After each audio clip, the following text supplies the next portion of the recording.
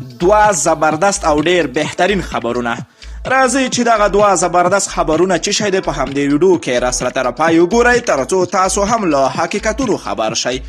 د سلام په وړاندې کولو سره که چیرته زموږ یوټیوب چینل ته نوي راغلی اول زموږ یوټیوب چینل سبسکرایب کړئ او وړوکی ورسره د بیل نشان ووهئ ترڅو زموږ ویډیوګانې ستاسو لاسته زره تر زره در ورسیږي.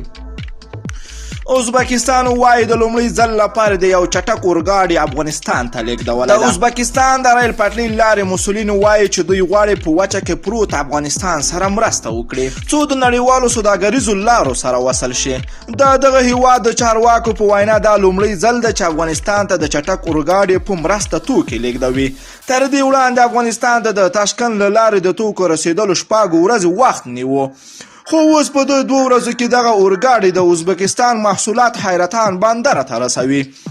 ازبکستان وایي دوی هڅه کوي له افغانستان سره په سوداګري او ترانزیت کې نورې اسانتیاوې هم رامنځته کړي. بلخوا ایران چارواکي وایي چې راتلونکي 2 میاشتو کې د هرات خوا پر ریل پټلۍ پرانیستل کیږي.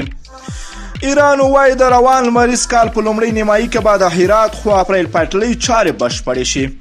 د ایران د هوایي او ځمکنیو لارو مسؤلین رسنیو ته ویلي دغه پټلۍ 90 سلنه چارې بشپړې شوې دي او ټاکل شوی چې روان لمریز کال په لومړۍ نیمایي کې چارې بشپړې او ګټه اخیستنې ته وسپاري. دوی وایي دغه پټلۍ د افغانستان او ایران دواړو لپاره ډیره مهمه پټلۍ ده. د سرچینې په خبره هرات خوا پټلۍ په افغانستان له چابهار بندر او ایران د مرکزی اسیا له هیوادونو سره وصل کړي.